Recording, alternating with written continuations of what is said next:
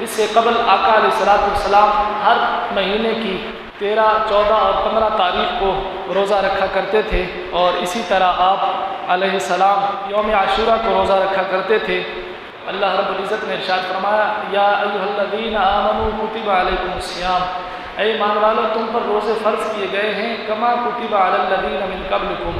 جیسا کہ ان پر فرض کیے گئے تھے جو تم سے پہلے گزرے، لعلکم تتقون،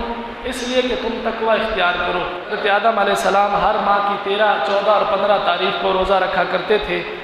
اور آج صوفیاء کا بھی یہی معمول ہے کہ وہ ایام بیض کے روزے رکھتے ہیں، اور اسلامی ماہ کے ہر مہینے کی 13، 14 اور 15 تاریخ کا روزہ رکھتے ہیں۔ پھر ابن ماجہ میں ہے کہ حضرت نوح علیہ السلام عیدین کے علاوہ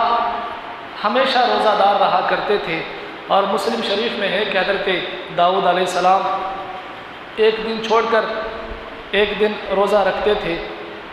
اسے صوم داؤدی بھی کہتے ہیں۔ حضرت سلیمان علیہ السلام مہینے کے شروع میں 3 دن، مہینے کے درمیان میں 3 دن اور مہینے کے آخر میں 3 دن روزہ رکھا کرتے تھے۔